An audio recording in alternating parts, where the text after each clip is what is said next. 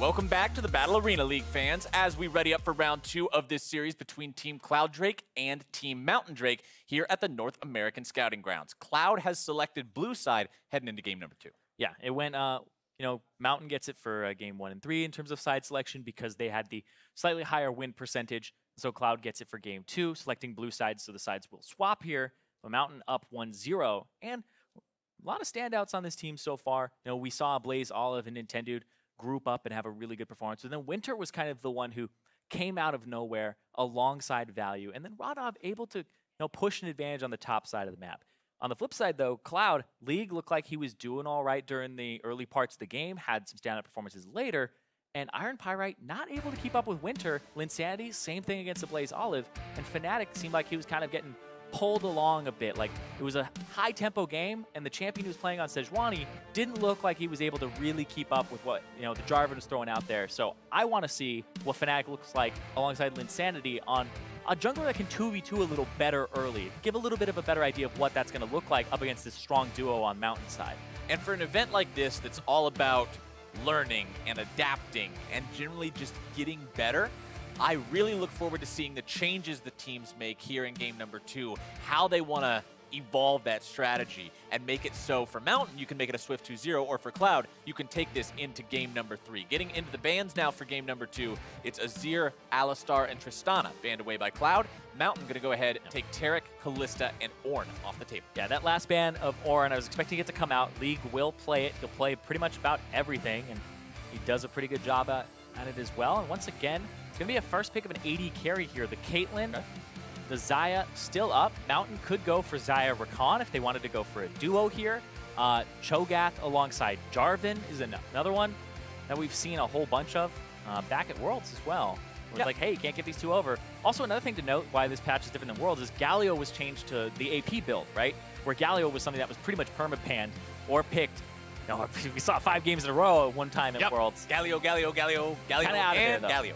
Yeah, so this patch, I would say, is actually a little bit more free in what you can play all around, or at least this was a patch that was not explored competitively. All right, well, last game, Nintendo was able to get the better of Fnatic as Jarvan against Fnatic Sejuani. This game, Nintendo will be on the Sejuani himself. Let's see what else Mountain wants to start off their draft with here in their first rotation. Yeah, and even though Nintendo was playing Jarvan, he went full tank Jarvan. It was the Cinderhulk into the Warmogs, into the Randuins, I believe it was. But he was able to kind of provide a little bit more for his team early, which made him go the damage route, and he was completely fine. But on a team that had the Gnar and the Alistar, it looked like they were looking at a double threat team, and triple if you were considering the Gnar in the top lane one as well. But I liked that pick, and I like this pick as well for Fnatic. I want to see what he looks like on an aggressive champion here, because, like you said, it's all about learning, but it's also about showing all sides of you. Are you comfortable on tanks? Are you comfortable when you're pressured, losing, winning matchups? And you want to explore what this player is able to do in all situations. Plus, this means we get the mirror version of game number 1, and I love watching these evolutions in best of 3s, Irenes. If you have the champions, the same 2 champions picked on opposite players in back-to-back games, you get to see truly who does know that matchup better. I mean, if the same champion wins in both of them, like if the Jarvan player wins both times in a row, then maybe you're thinking, okay, maybe Jarvan's better off in this matchup right now. These players are pretty similar. But if you're Nintendo and you can win as Jarvan into Sejuani and then as Sejuani into Jarvan, you have essentially said, I am the better jungler here. Yep, that you can play both sides of that matchup. Also, I think mid lane is going to be huge here. I wonder if it'll be saved for the last pick, because Mountain will know what top laner they're going up against. They'll ban some mid laners here, narrow the pool a bit. They may take theirs early, but I do feel like this is something where you can pick your top laner into the Maokai, see what their mid laner is, and then have a Blaze Olive counter, because, like I said, Blaze Olive was the #1 drafted player right out of the gate. Yep. You do want to set him up for success if you want to take home the victory here for Mountain. With Xayah and Rakan together, that lane, we've seen it be problematic for other people to deal with in the past. So Mountain's definitely got a strong bottom lane going into this one. Second round of bans starting up now as Malzahar and Karma are banned away by Mountain. They do not want to allow the Malzahar over to their opponents. They had it last time. They realize how strong it is. They don't want to have to deal with it this time around. Gnar banned out by Cloud. Again, that's one that Rodov played last time around. They don't want to allow him to play it 2 games in a row here. Let's see what Mountain decides to do. They've still got both solo lanes to pick. And like you said, they already know they're going up against Maokai, so it doesn't really make a lot of sense to pick your mid laner here when you could set up that counter pick for a Blaze Olive. And Urgot locked in topside. And this is the Urgot that got the buffs where his Q is a 0.5 second, half a second travel time, an explosion. So really powerful on this patch. This is before he ended up getting that one nerf that made it a little bit longer, but it's very hard to dodge. And up against a Maokai where you're going to buy a Black Cleaver, shred that armor. This is also the buff shotgun needs, isn't it? With the super low cooldown once he gets to level 13? Yes. Yeah. All right, so maybe we'll get to see some really crazy Urgot plays this game. I hope we do. It's one of those champions you don't get to see a whole ton of, so when you do see it, you always hope to see it go off. As Braum and Syndra are locked in for Team Cloud. Braum, of course, in the support role. Syndra going to be mid. And the mid lane pick they decide to go for on Mountain to deal with that will be what? I'm highly doubting that Warwick is a legitimate hover here, as mid lane Warwick's not really in the meta ever. Yeah, the Orianna-Rakan combo would stick out to me as something where you can make great plays in that mid late game. Get on the Syndra, the low mobility mid laner, and the Varus, right? This is a combo that can absolutely devastate the backline of Team Cloud. They're going to have to watch out for that. And Ashe was somebody positioning, kind of brought into question in the last game. Varus, highly position-oriented champion, no way to reposition himself. Right. And he has that range that is in kind of that mid-range for the AD carries. He's not that long range of Ashe or Caitlyn. He's right in that middle ground. Right. You have an AD carry whose only mobility tool is a flash when it is up. You don't have a support like a Thresh or a Tahm Kench that can get him to safety. It is all on him to always be completely aware of his situation and his surroundings. And if he's not, well, going to be all she wrote, especially, like you said, up against something like a Rakan Orianna engage, like a Sejuani engage, like an Urgot who can just get in there and start shooting off those shotgun blasts everywhere. It's rough. Yeah, and speaking of all that engage, both mid laners look like they're running the cleanse here. Something I noticed during Worlds but was not really talked about a whole bunch was that Sejuani kind of puts a cleanse tax on the other mid laner, where I think in the majority of the games, I would say about 80% plus of the games where it wasn't like a teleport mid laner, if you were up against Sejuani, mid laner was taking cleanse, right? So that jungle pick did kind of put some pressure on the mid laner and make sure he couldn't take like a TP to get back to lane, couldn't take like a heal or something to help him in the one-on-one. So both mid laners here opting for that cleanse, and also doesn't want to get hit by, you know, Varus for a Blaze Olive getting that root down. So taking his just to be extra safe. Quick reminder as we head into game 2 here, this is a best of 3, so if Mountain can manage to win this one, then they are going to take the victory. But if Cloud wins here, we will go to that third and final decider match. We saw a lot of blood in game number 1, Zyrene. There were so many kills throughout the course of that game, even though it wasn't the longest game out there. And so going here into game number 2, I honestly expect to see a similar situation play out. Yeah, this is going to be different though. Level 1. 5-man stack. This is the stuff you do in scrims, man. You don't 5-man fan out. You go for somebody. You try to punish them. You try to get to an advantage early. They're going to go for the opposite side here because it's Radov this time. Last time, it was Value that they went after. We'll see if he's too busy spamming. Oh, he spammed a little bit. Iron Pyrite. Oh, no, he missed the winner's bite. Oh, that feels bad, man. Exhausts him first and still misses. Is he thinking maybe the Urgot's going to flash out of flash sideways? Are you trying to Mad Life that? I don't know. But Radov able to dodge it, but I feel like he exhausted to help. I feel like you don't need to throw the exhaust down, and you just try to get a summoner spell for free, but it actually ends up being a summoner spell disadvantage, and they lose vision on the bottom side of the map, which is where it looks like Fnatic wants to start. That's tragic, honestly, for Team Cloud early on. That means you're going to be down 3 summoner spells to 4 in the bottom lane. The enemy top laner's just fine. Not what you wanted here at level 1, and Iron Pyrite was one of the guys that we were talking about in game number 1 who we kind of want to see more from here in game number 2, compared to his counterpart, at least. Winter, the one who was ahead on making the rotations, honestly doing more to contribute to the team effort. So Pyrite's got his work cut out for him this time around. Yeah, and looking at like the history for Pyrite, this guy used to be a mid player back in Season 6, a Vel'Koz player, and then he swapped to support. So you know, his Vel'Koz and his brand is something that people have been like, show it to me. But I don't feel like you could play either of those champions when the Rakan was up, right? The Rakan got picked. picking a Vel'Koz or a Brand into that. You're just especially when you already have to get Varus bopped. Syndra. Exactly. You're asking to get bopped at that point. So he's kind of playing for the team, and it's something that you do want to show that you are capable of when you're looking to get drafted. Speaking of that engage, it's Winter in the bottom side, able to find a nice amount of damage onto Ashe, the Ignite as well.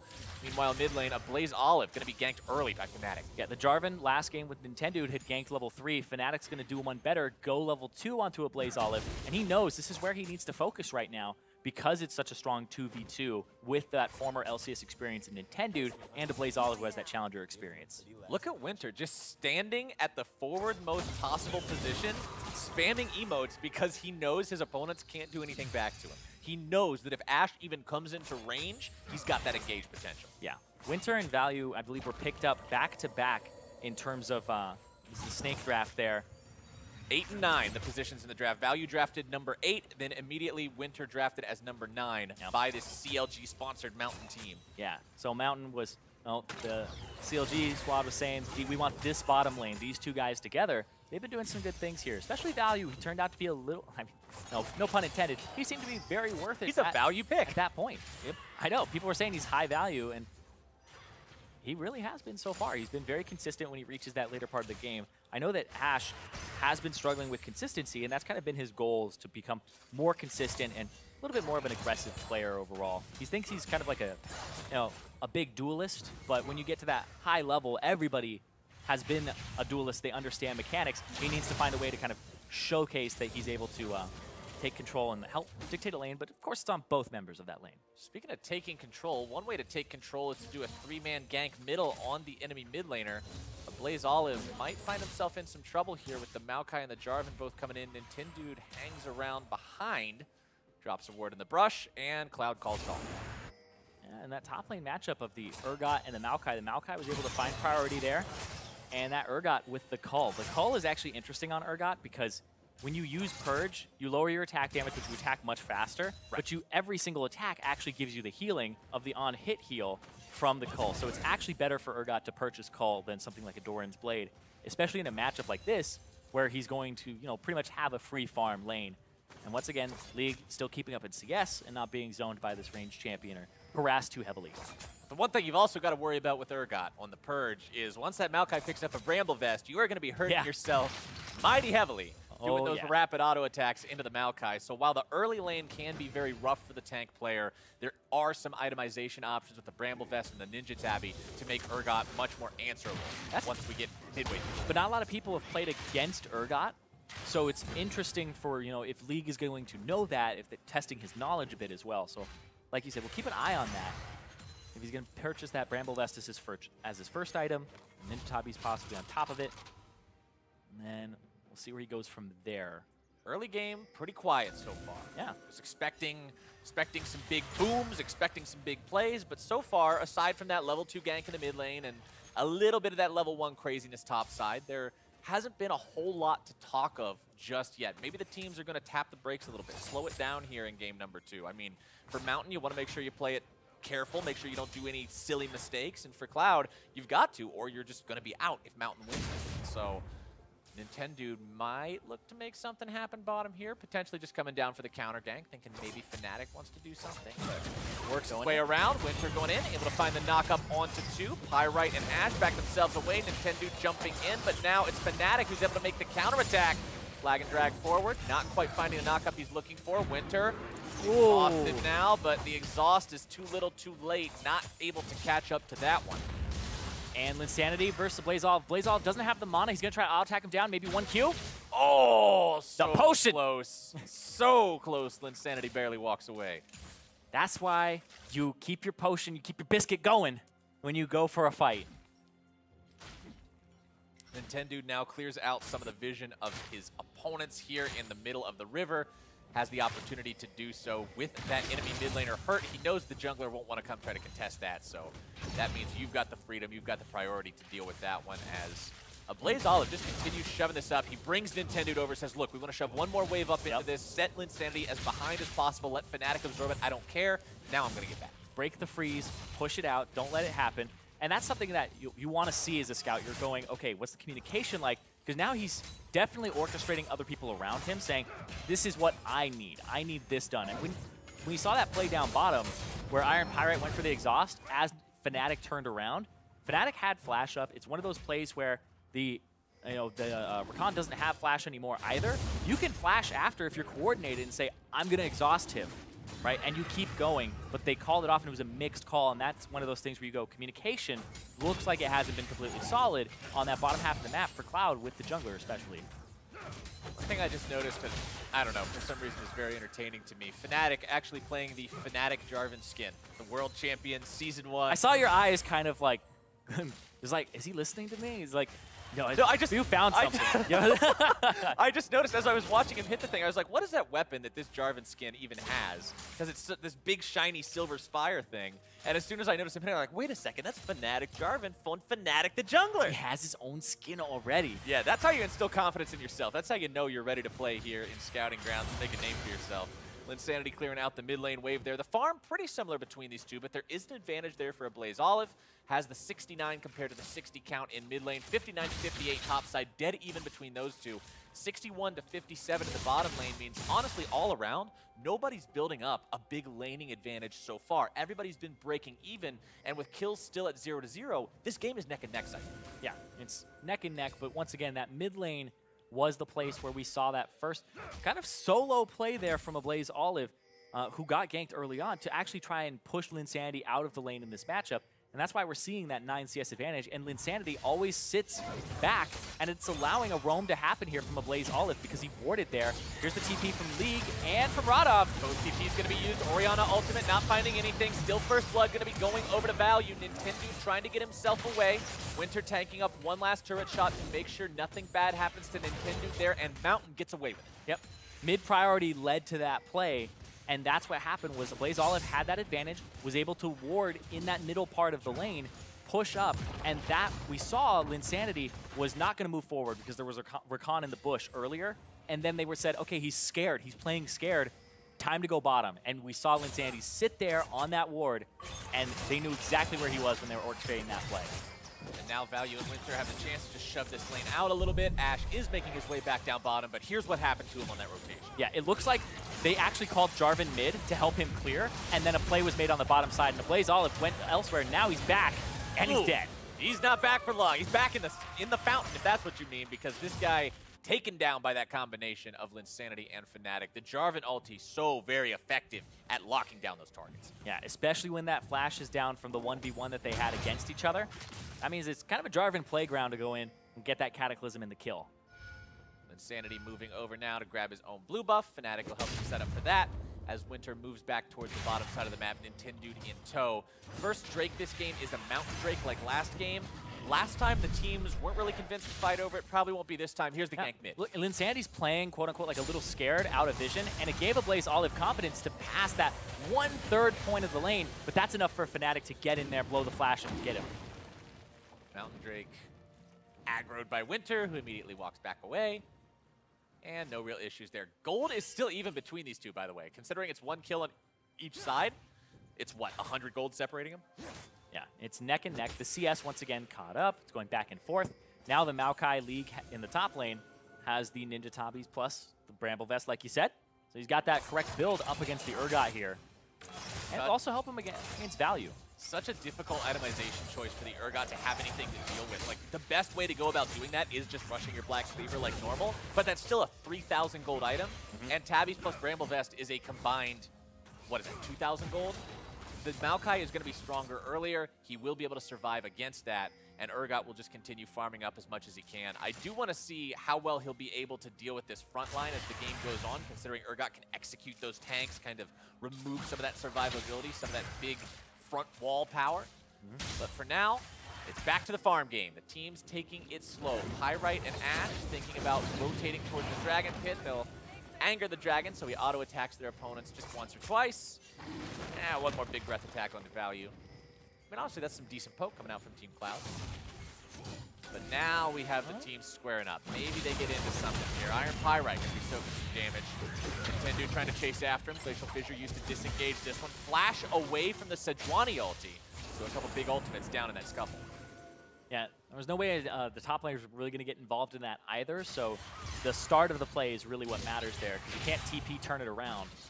And so it's good that he flashed that if he thought that he was going to get chased down. And the possibility of a shockwave afterwards is very high. But yeah, if I'm Mountain, I'm really looking for a Blaze Olive and Winter to find an opportunity in that mid-late game. Is he going to turn this? Ooh, Shockwave barely flashed away from. If Insanity gets caught by that, the Sejuani follow-up surely would have sealed his fate.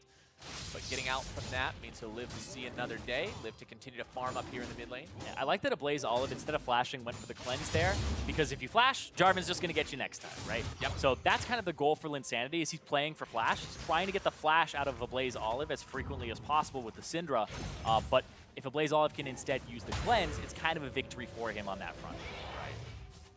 Rodolph gets back in top lane, goes back to buy, does finally pick up that Backkeever now, so he'll be very strong with that one.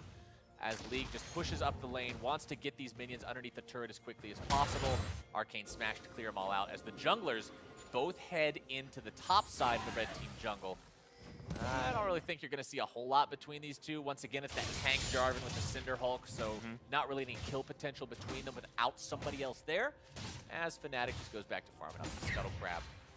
Yep. Mountain. Slight gold lead. It's interesting because the bottom side of the map is really kind of where teams should be playing right now for the Mountain Drake.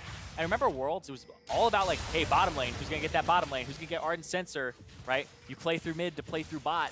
It's kind of this cascading effect if you are going to play through another lane. But it hasn't really been like that. There was that one play on the bottom side with Teleport. Now, we might see that happen again here, but it's been a much slower game than the first one. Teams are kind of feeling each other out instead of going for the aggressive back and forth play. And it's probably because both teams feel like they're in an okay spot and nobody has to kind of pull the trigger on a play. It's kind of like you play chess and you can have a game where you just, nobody's capturing anything, you're defending positions, and then sometimes it's like, your pawn for my pawn for good night, bishop, get it all in there. Another fight. Everything all over the board, and speaking of sacrifices, Ashe might go down here, instead gets himself away, has to sacrifice the summoner spells though, including one of Iron Pyrites, in order to get their opponents to back off. Both summoner spells also used by Rakan now. Yeah, and that's the thing, is you kind of have to have teams opt into, we are going to have this 3-on-3, right? I am going to move my pawn forward. I am going to do this. And you just have to be okay with that. But this looks more like teams are going about it in a more coordinated fashion of feeling it out. What's the high percentage play here? And bottom lane, Value has, since they've been able to push him out with Value and Winter, they're going to bring the jungler down. That'll be that first turret. And a Blaze Olive also was moving towards the bottom side of the map to possibly reinforce. You see all those control wards near the bottom side of mid is really going to help them out in controlling that Mountain Drake and that side of the map. Whereas Cloud kind of has to counter, and they get the, you know, what's kind of left, the short end of the stick right now, which is that top half of the map. But they're not going to play through a Maokai. Now they're going to try to TP. Oh, they're going to try to TP him in here. Fnatic wants to go in, flash forward into Cataclysm. The escape coming out from Team Mountain. Shockwave goes through, still no kills just yet. Iron Pie right there in the front line. Winter going to be falling first. Damage coming through as Fnatic goes down. Urgot brings one into the grinder. Iron Pyrite falls. And now they've got the isolated damage potential onto Ashe. He's not where he needs to be. He's caught out, soloed down. A Blaze Olive now going to be picked off as it's 3 for 2 going the favor of Team Mountain. League has flash, though. League has flash. League may want to find something here. Damage coming in from the Syndra, but Urgot is very, very tanky. He keeps himself alive. Just barely gets out of there, blows his own flash afterwards, and that was the thing, is League is calling, I could flash on him. They didn't have the damage. The shield came up for Radov on the Purge, and he was able to just stay alive barely. Urgot's shield can actually protect him for so much, and you saw it showcased right there. Yeah, this fight, all over the place. You're going to see Nintendo X, ulti to the left. It's like, Fnatic says we're going in. Nintendo, ulti's left. Linsanity even has cleanse. He would have gotten out of it. And he throws it to the side. Look at Winter. Oh, man, that's a close one. I don't know how much health he has left on that, but it's got to be single digits. 17. But he's warding by himself there, right? He's warding by himself, which is, right off the bat, is kind of a misplay based on the resets. But Winter has been incredibly aggressive in his play. He's been the guy who's coming into the top side of the map to ward it, to go to mid, and help a Blaze Olive from another flank angle. And now they're swapping lanes because they got that bottom turret. All right, push top side from Team Cloud. Pyrite and Ashe together. Nintendo's Value trying to defend. Value's going to be caught out. Doesn't quite have the ulti ready to go, so he's an easy pick for Team Cloud. Now with 4 minutes strong, they'll continue this push. As soon as somebody brings the music, dude, the fiesta starts. It's like you're sitting there for so long, just waiting for it, get there a little early, It's now arrived. Once the teams start opting into the fights, you're going to start getting this in the tempo. I wonder if the game will start, pushing faster. Because once a team gets behind, they go, we have to do something to get back into it. Right. That's what I'm seeing in the scouting grounds more than, let's play back, let's play reserve. They're like, no, we're swapping lanes. We're going top. And now we're going to go and push for that top side. And it ends up rewarding Cloud, who had just lost that bottom side fight. You're not really seeing a lot of the turtle up and hope they make a mistake philosophy here. You're seeing more of the do something they won't expect and make them play poorly into it. Exactly. Like, instead of waiting for a mistake to just happen, you make them make a mistake, right? It's like, instead of unforced errors, you try to put them in a tough position and make it so that they could possibly fumble. Give them the opportunity. Look at that, Blaze Olive, gonna get the chunk though. Close fight there. Blaze Olive doing a lot of damage to Insanity. But having Fnatic there means that a Blaze Olive also has to retreat. Mid lane Tier 1 under pressure now. Team Cloud constantly rotating around as a large group, trying to get these Tier 1 turrets. They got the one in the top lane. They're looking at the one mid lane. But meanwhile, Value back alive and kicking here in the top side, looking to take down that Tier 1 on the side of Cloud as well. Ooh, this is going to be rough because a Blaze Olive went back. The wave clear is gone. The mid lane turret might get taken down here, and it's a trade of mid for top, which actually does benefit Cloud, I would say. Yeah, usually you want the mid lane turret more than the other one, simply because of its positioning on the map, how critical it is for all the rotation. Yeah, somebody's got to go catch top wave. Mid, you'll push if you're Cloud right now. Somebody has to go catch top wave. Make sure that they don't, take a Rift Trail for free, but then you go to the right side, you ward up the top, or the bottom mid jungle on the enemy side. You take control there, and that'll set you up for Mountain in the bottom turret. Right now, it looks like Varus catching top, resetting, caught with their pants down a little bit here, and they're going to lose that mid turret. Yep. Counterattack from Mountains where it needs to be. 3 turrets to 2 now, the overall count, as they're up 2,500 gold. Grabbing that extra objective up. 1 turret, 1 kill, and no Drakes, because honestly, nobody cares about that Drake so far at all this game. 19 minutes in, no Drakes taken. The bottom side of the map just really hasn't had much happen. It's mostly that mid lane, and then the bottom side, it wasn't like somebody had a large lane advantage, right? And they're playing more for turret than they were for Drake. And we're still seeing that here, where they could possibly make a play for the Drake, but it looked like Cloud were kind of looking at CS a little bit more, right? You saw Ashe go to the top side, and I think that Value pushing it out, I had said earlier it's better for Cloud that they get the mid for the top, but because Value pushed for 2 waves more to that tier 2 turret, it forced Cloud to answer, and that ended up being a very intelligent play from Value, because you look at it and you go, man, we're losing mid, what are you doing? He got top turret, and then they were able to get mid off the pressure that he had provided, and the fact that Cloud made a little bit of a macro error coming into that. Now Mountain decide to finally go for the namesake Drake. They'll pick that one up, grab some extra objective control.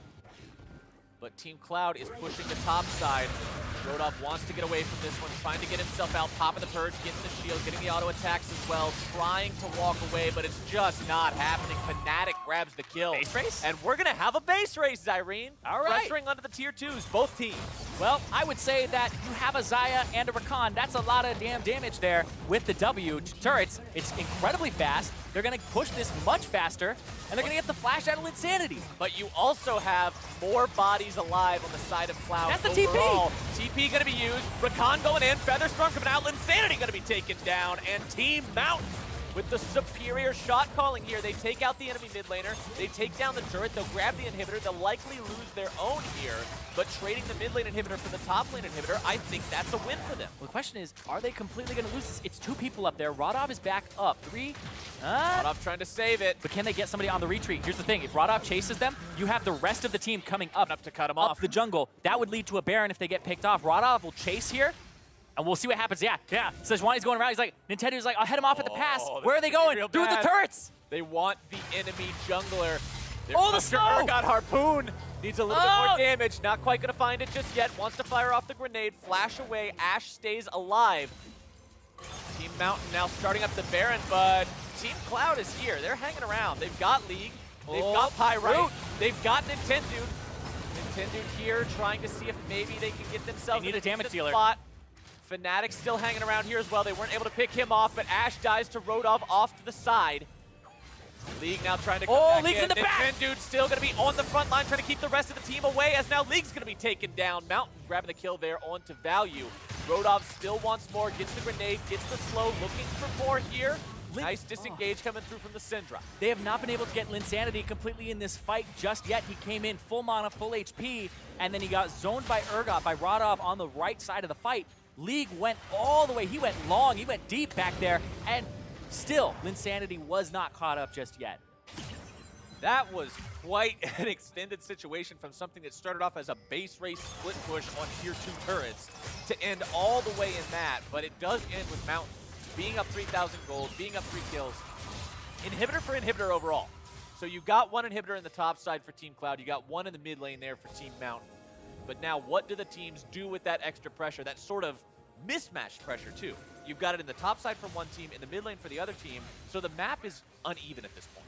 Yeah, and Mountain, you can see, they have 10 control wards in their inventory right now across everybody, and that's what they're going to do is they're going to go towards that Baron, try to wrestle vision off of the team. And we'll see here in this replay, we're looking at this, and Radov does such a fantastic job on the side here. He'll kill Ashe, but then what he does with Linsanity is Linsanity starts walking up, and it's like, oh, okay, what happens? And League goes in, and he doesn't quite get there, but look at that. Nintendo's going to be taken down, and a Shockwave finds its way onto 3. Iron Pyrite nearly going to be taken down. He does drop Fnatic, going to be taken very low, barely getting himself away. Winter goes down to Blaze Olive, grabbing a double kill. Fnatic barely walking out. League cannot do the same, and Team Mountain grabs himself a 4 for 2, nearly making it a 5. Rodolph wants to chase this one down, needs a little bit more damage, a little bit more range. I don't know if he's going to find it.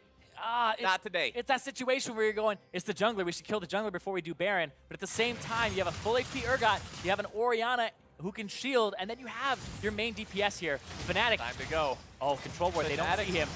Fnatic would have to be a hero here. He's got to get the timing, throws the control ward over the wall. Oh, they know he's there. Are they still going to go for it? This isn't a 50-50. This ain't a 50-50. Going to be used. Yeah, there's no 50-50. There's 50-0. If he goes in at the right time. Fnatic has another control ward. He's another control ward. He gets the Baron. If he goes in at the right time, he's able to find the Baron steal. Fnatic, the hero. You look at that and you go, who the hell on Mountain is making that call? What are they doing? Somebody go get him. Somebody do something. Somebody stop this Jarvan. Get him away from the wall. Get him away from here. Even if the guy's got 100 HP, he's still got smite. Oh, Fnatic with, seriously, the cojones to do that, to sit around and be like, you know, I have to do this. That's why you buy that many control wards as a jungler when you back. You don't know how many you're going to get cleared. That's why you picked the skin you're named after. That's his for the day. That's Fnatic Jarvan. Oh, this fight, though, it looks like it's going to go in favor, but once again, Rakan, Orianna, the combo destroys Pyrite. Fnatic gets chunked. He doesn't die, though. He gets out, and that makes the difference, and he'll get his team the Baron afterwards. League of Legends, I have said it so many times, Irene, is a game of inches. And I don't even think he gets the smite directly. Watch this. He goes in, smite. Auto attack. He smacks it down. The Baron got a tiny bit of HP back. It looked like they were maybe thinking about going back, and it went from like 670 to 700 right out of smite range, and it was so close. But he made the hero play, and now his team is back in the game. That was absolutely critical for him. He is a 16-year-old player. He is the youngest player in the scouting grounds, and he had no hesitation there. You heard in the kind of the commercial break coming back from that, he was very vocal in their fights. He gets very hyped, and he's highly communicative.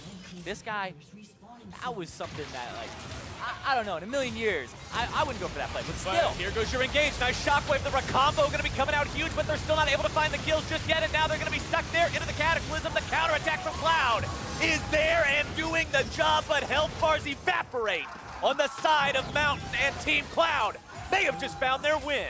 And seriously, Fnatic getting the steal to get them to this position for the engage to possibly end the game. It is 26 minutes, though.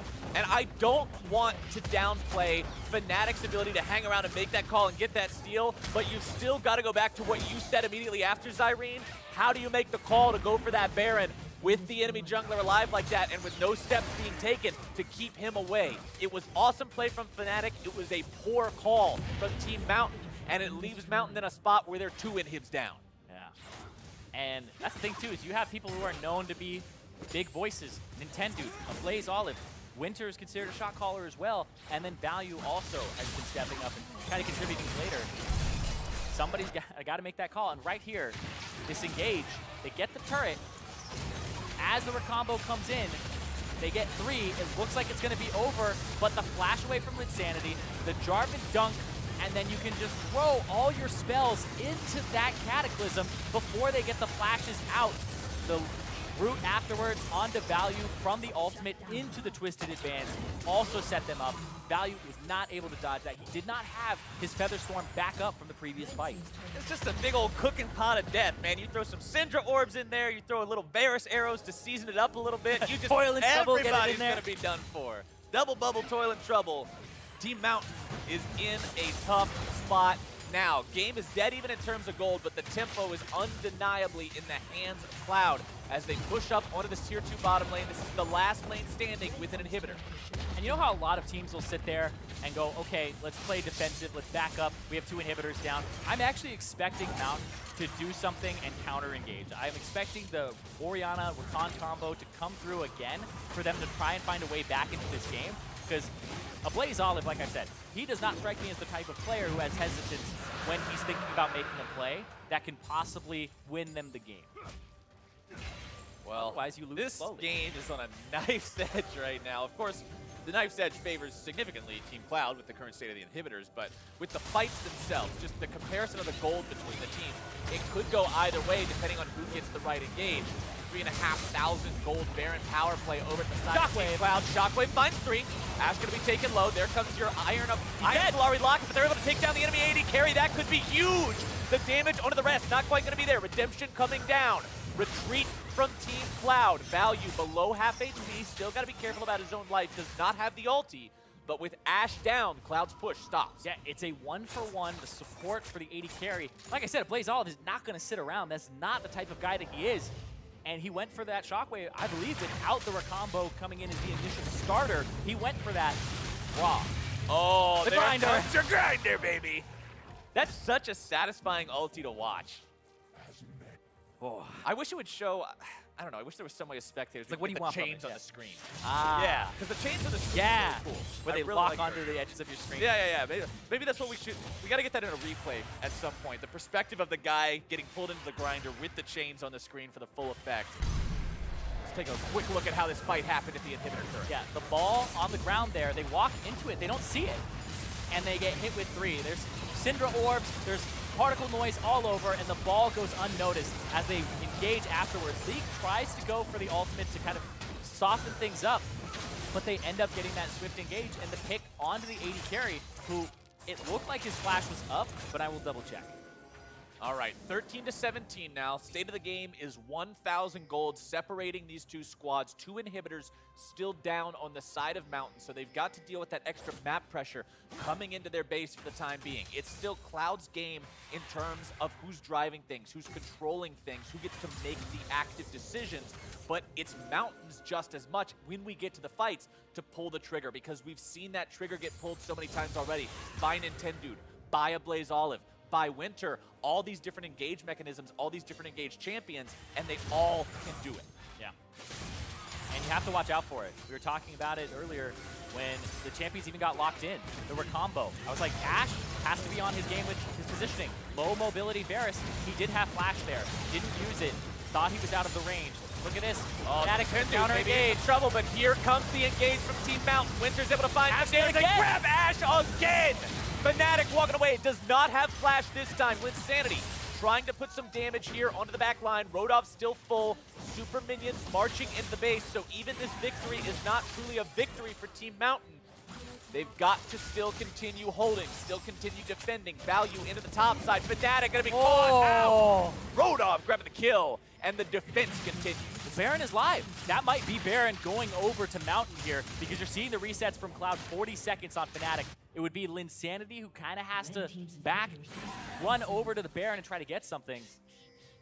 Well, you can't lose it to Jarvan Steele if Jarvan is dead. That is the important thing. We've checked the tab, we've checked the scoreboard. Jarvan cannot steal it this time around. They don't have to worry about that condition from last time, but you still got to worry about Syndra moving in there. Inhibitors respawning. Exactly. Inhibitors both just respawned on that wave. No more super minions. They're starting it up. Everybody is there. There's no Jarvan on the side of Cloud. Baron below half HP. TP flank. Nintendude below half HP as well. TP coming in to zone them away. Red team has secured Baron Nashor. Nintendo making sure of that. Mountain backing away. They want to reset, get that Sejuani healthy again, not take any risks here. And now Zyrene, from a game that was initially in Mountain's control and then drastically shifts towards Cloud's control, now we're drastically shifting back.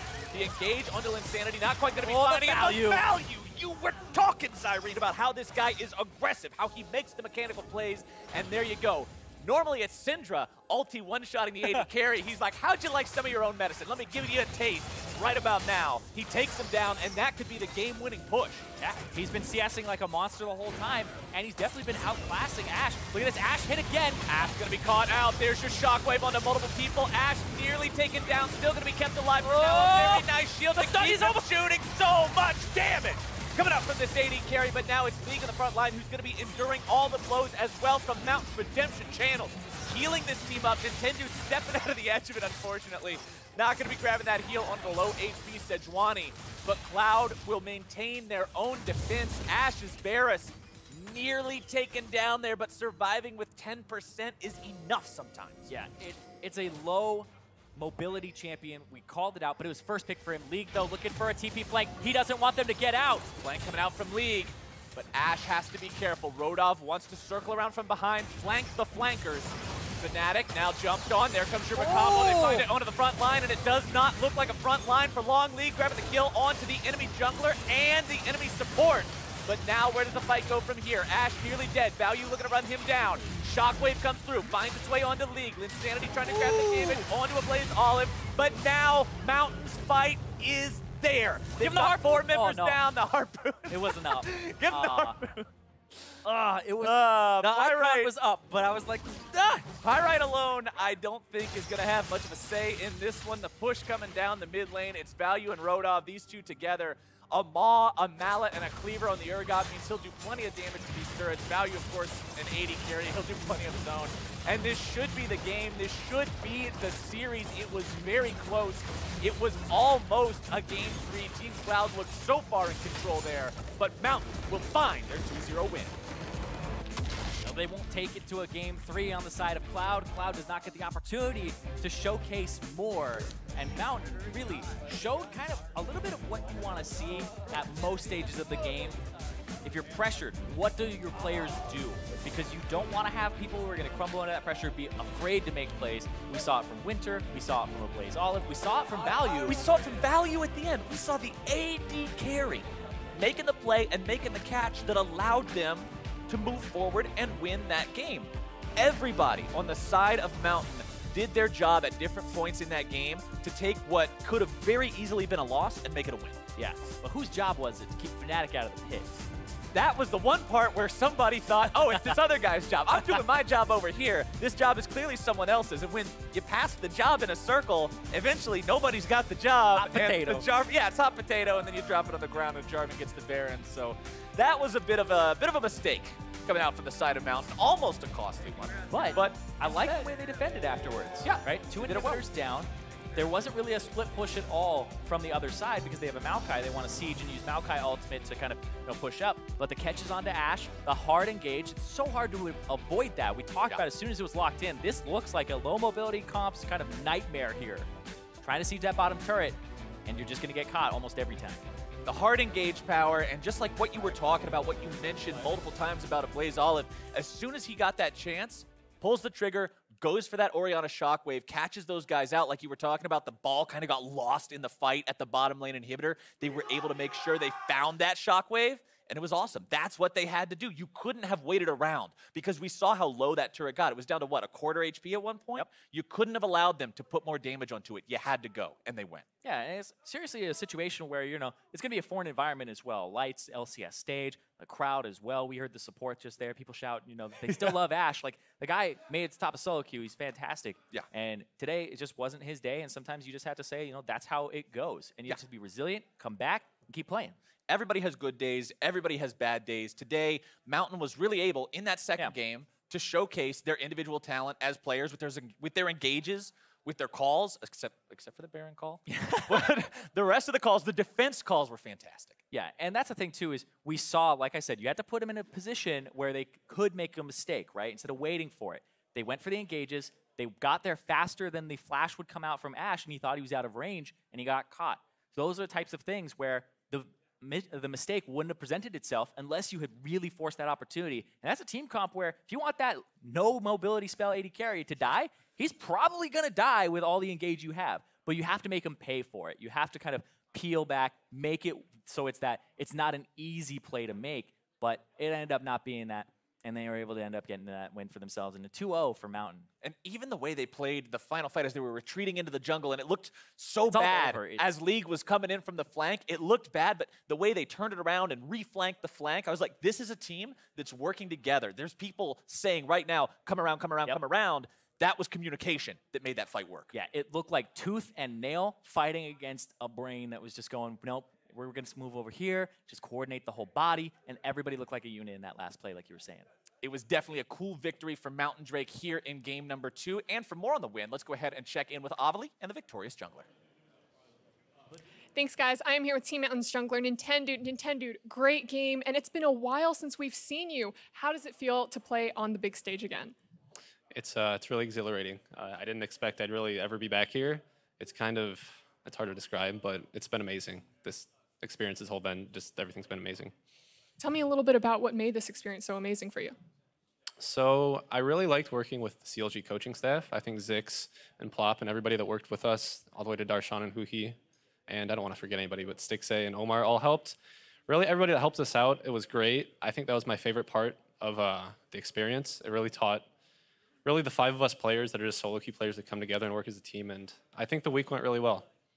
So you actually probably have the most experience out of anyone here this weekend. Were any of your teammates coming to you for advice? I mean, a little bit. Some of them have some amateur experience. Obviously, I have it at the higher level, but I mean, they've all been around for the most part. I think the biggest thing I could offer was try to be a leading voice and kind of, when things are looking down or, we're losing, try and be the one that picks it back up. Say like, hey, we can still do this, and just kind of try and be that voice, because I've had my ups and downs for this experience. For some of them, this is their first time. So I'm just trying to be, set the example. I love it. And something that all of us have been wondering is, why now? Why is now the time that we're seeing you jump back into the competitive scene and try to make a name for yourself? So this timing just felt right. The stars kind of aligned in my life, I guess. So far, I've just been going for a computer science degree in school ever since I left.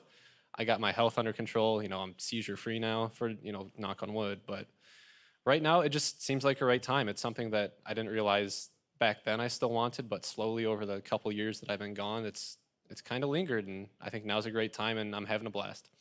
Perfect. Well, congratulations again on the win, and I wish you the best of luck with your future. That wraps it up for us here. We're going to throw it on over to Degon and the boys. Boys. Thank you very much, Avali. And again, Nintendude coming up big in that game there. And I liked how he touched on the fact that he was the voice of reason. He was the one that was optimistic. And what better game for him to be that kind of positive influence than in a game where you had the lead, you lose it on Baron throw, and then 2 inhibs go down. You have 2 huge siege defenses that leads your team to come back. Having a veteran presence on the team full of young guys, that's definitely something that probably helped them out that game. And I know just throughout the week, a lot of people were surprised at how well Nintendo was doing. He was someone who was a lot more of a known quantity in some sense, where he's been around the scene a lot longer. So I think that he took that little hiatus, came back, and was able to perform as well as anyone else here. I think that was something that surprised a lot of people and was very encouraging for him. Right. Speaking with the staff and some of the members, they talked about not only just the leadership qualities that he brought, but also the game knowledge and how much he knew about the jungle and was able to convey that in a very concise and positive manner here for his team. And you were with the team as well a little bit this week. So was there anything that you feel like the Team Mountain Drake took away in terms of players or in terms of things that didn't quite show on the screen? Yeah, Team CLG really wanted to teach communication and team play over just like small mechanics and having a player like just smash lane. They taught like how to do well as a team. Like if you saw, they always buying pink wards, they're going for vision, and they taught communication and how to coordinate well as a 5-man unit. Well, speaking of vision, we have a replay of the very first action in the game. It was a big-time dive there by Team Mountain Drake, and you wanted to highlight that vision here. Yeah, you see, from last game, to this game, they get the vision here, and they go down to the bottom lane, and they notice that the 80 carries left alone, Varus, and it's just 5 people. They commit a TP as well, I believe, and the vision allows them to make this play safely, and there's like very little way of this going wrong. Right, exactly. Last game, you saw the Ryze teleport down, instantly punish, and you know there's also the mid dive that they did. This time around, once you see that the jungler and support aren't there to cover that dive, that's a free play, and that's what you need to learn. That's something that Nintendo probably has the most experience with, is these kind of big setup plays, and you can kind of see right there a great example of that. That's right. The play itself, maybe not the most exciting thing, eye-popping thing. However, we did have a big fight around the Baron where Value got to finally pop off, and that's where some of the exciting things went down. As we have that go up on your screen, it does start with the Baron, but then afterwards, Value pops off here. Yeah, they just started off. They're turning off Baron, Cloud Drake is, and you just see here, Value's just sitting at the edge right there, just free hitting nonstop and just pumping out damage. He still saves his feathers. He will ult soon, and he will just wipe out the whole enemy team by just autoing. Yeah, it was an instance where the support was a little out of position. They tunneled on him. They lost sight of the fed 80 carry. And then after that, that's where all the Baron shenanigans started going down. Yeah. They started trying to force it. They got low. They're like, wait for the Sejuani. And then they end up losing the Baron steal. It allowed Team Cloud Drake to almost come back and take the game, because off that Baron, they won a team fight or two and took double inhibs. But that's where that veteran resiliency comes in. That's right. And Fnatic, the youngest player in all of Scouting Grounds at 16 years old for Team Cloud Drake, came up huge with the Baron steal. He was able to finagle his way in and find an amazing steal. Oh yeah, he missmited it, had one the auto attack there, but was able to pick that one up. And it almost looked like Team Mountain Drake had thrown it away. It's a tough situation to be in. I think it's one of those things that like you can look at it and be like, oh, look at this Fiesta. But if you're in that moment, like the communication that must be going on in their team is like, slow it down, wait for Sejuani, and then you start getting too low and you're like, oh crap, we can't kill Sejuani, so clear out the pink ward and then we can do it because he won't have vision. And then he has another pink ward and he throws that one over the wall. So it's a pretty understandable mistake that happens there for a lot of new players. So I asked you earlier, what did you want to see out of the AD carries? You said you wanted to see a little bit more aggressive. This time with Xayah and Rakan, Value and Iron were able to make that happen. How did you feel the bot lanes performed? I believe Xayah Rakan I believe they got a flash early on, or summoner spell. They were looking for trades a lot, which is pretty good, but it was Braum. Braum does counter Xayah feathers pretty well. He can put up his shield. And overall, I think Value put a lot more pressure on the map, because if you notice later on in the game, once the first turret broke, he was catching a lot more side waves, and Ashe Varus was just grouping a lot. And at a certain point, Value had like 2 levels on the enemy AD, and it's just like you can see at the Baron play there where he was free hitting. It's just he had so much gold from earlier where he was just able to create a lot of pressure. It's definitely something where I see new players sometimes not know what to do. They want to be the team player. They want to go around and be there to help out and engage, but you need to be a little greedy at points and know when you need to catch your farm. And that's something that Value seems to understand pretty well here, because he was always ahead. Yeah. How about back in the mid lane, we had Linsanity and BlazeOlive going head-to-head one more time. And Linsanity had some solid ult. He did have a little bit more pressure this time coming from Fnatic, and Nintendo wasn't around to protect BlazeOlive. But later on, Olive had some solid plays himself on the shockwaves. I think that's what you want to look for in an Orianna player, just making sure that they land the big shockwaves, set their teams up for success. And there were a number of times where BlazeOlive was able to do that. They usually comboed it with the Rakan or with the Xayah ultimate. So they did a good job executing their team fight win conditions. And lastly, can't not talk about it, the Urgot in the top lane. Rodolph showing maybe not the most huge mechanics, but the fact that he has a deep pool. What does that do for a team, especially an academy that might be limited based off of their champ selection? It's just a player that can pull out Urgot in like Scouting Grounds is probably, I'm not sure if he's been playing it a lot, but I mean, having the balls to just pull out Urgot just in a Scouting Grounds match like that shows that maybe he has more deep pocket picks, and like playing just meta all the time, like it can get you to a lot of places, but like having a player that has a niche pick can like open up a lot of plays for your team. And can make the draft difficult for the opposing team. Now, let's take a moment to highlight a player who really stood out as our players of the series. And in this game, it's the young man in the mid lane. It's Value, the AD carry for Team Mountain Drake.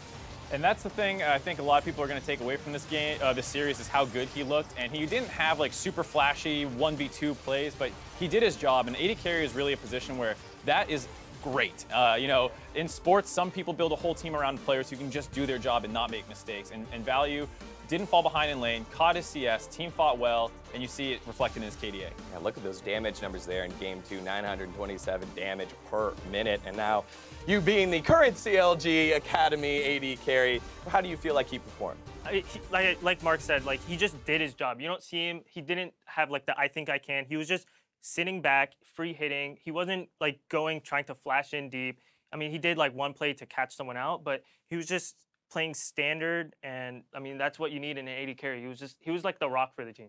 Now, as we close out the chapter in this first matchup here, final thoughts on players. Interesting interactions all across. You've got the youngest player against the oldest jungler in Fnatic and in Nintendo. Anything that leaves an imprint on your mind there? I think you know, there are a couple players who stood out. I liked what I saw out of Ablaze Olive and Value here. Nintendo had some good moments. Fnatic had some good moments. League in game 1 did all right. Game 2 got counterpicked, kind of went even in that lane, had some mistakes in team fights. So a lot of interesting players to keep our eye on later in the day for the draft. How about yourself, Zach? Yeah, I think Value and Blaze Olive, they did pretty well.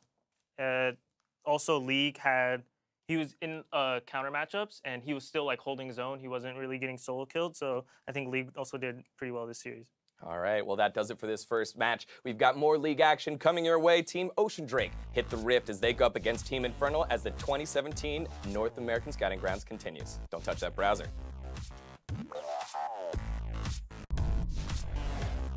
Here's the TP from League and from Radov. Both TPs going to be used. Orianna ultimate not finding anything. Still first blood going to be going over to Value. Winter going to be falling first.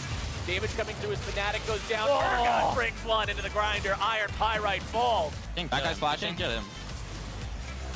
Trying to help. Nice. Good job. Good job. Nice shit. Holy shit. Really good job, guys. League now trying to come back League's in the back. Dude's still going to be on the front line trying to keep the rest of the team away as now League's going to be taken down. J4. Bears. I'm dead. I'm on Sidra. Nice front line. You're not dead, bro. I got you. Zaya. Let's go. Let's go. But now where does the fight go from here? Ash nearly dead. Value looking to run him down. Shockwave comes through, finds its way onto League. Linsanity trying to grab the damage onto a Blaze Olive. Mountain will find their 2-0 win.